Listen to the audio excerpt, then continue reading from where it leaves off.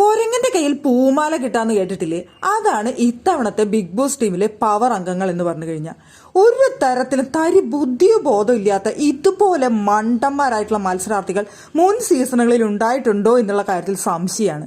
നമുക്കറിയാം പവർ ടീമിൽ വന്നിട്ടുള്ള അംഗങ്ങൾ ആരൊക്കെയാണെന്ന് അറിയാം. ഇത്രയും മണ്ടന്മാരെന്ന് പറഞ്ഞു കഴിഞ്ഞാൽ ഗെയിം എങ്ങനെ കളിക്കേണ്ടതെന്ന് ഒരു എത്തും പിടുത്തില്ലാതെ എന്തൊക്കെയോ കാണിച്ചു കിട്ടുന്നു. ഞങ്ങൾക്ക് പവർ ഉണ്ട്, ഞങ്ങൾ പവർ കാണിക്കാൻ പോവാണെന്നും പറഞ്ഞുകൊണ്ട് കാണിച്ച കാര്യം എന്താണെന്നറിയോ നിങ്ങൾക്ക്? രതീഷിനെ വീടിന് പുറത്തേക്കാക്കി. രതീഷിനെ ഇനി വീടിൻ്റെ അകത്തേക്ക് കയറാനുള്ള യാതൊരു ഇതുമില്ല, ഭക്ഷണം മാത്രം ഞങ്ങൾ പുറത്തേക്ക് കൊണ്ടു തന്നോളാന്ന്. അത് തന്നെയല്ലേ രതീഷിന്റെ അവിടെ ആവശ്യം എന്ന് പറയുന്നത്. ഇപ്പൊ എന്താണ് അവിടെ നടന്നത്? ബാക്കിയുള്ള മത്സരാർത്ഥികൾ തമ്മിൽ പൊരിഞ്ഞടി എന്ന് പറഞ്ഞാൽ പൊരിഞ്ഞടിയായിരുന്നു ഹൗസിനുള്ളിൽ നടന്നുകൊണ്ടിരുന്നത്. അവിടെ ബിഗ് ബോസ് വിളിച്ചിട്ട് പറഞ്ഞു, പവർ ടീം അംഗങ്ങളായ നിങ്ങൾ പവർ പ്രയോഗിക്കുന്നില്ല, നിങ്ങളുടെ പവർ ഉപയോഗിച്ച് മറ്റുള്ള മത്സരാർത്ഥികളെ നിയന്ത്രിക്കുന്നില്ല, അപ്പോൾ കൂടുതൽ നിങ്ങൾക്ക് നിയന്ത്രിക്കാനുള്ള അധികാരം തരുന്നു എന്നാണ് ബിഗ് ബോസ് പറഞ്ഞത്. അതിന്റെ ഭാഗമായിട്ട് അവിടെ വന്നു നിന്നുകൊണ്ട് ശ്രീലേഖ പറഞ്ഞ കാര്യമാണ് രതീഷിനെ വീടിന് പുറത്തേക്കാക്കുന്നു.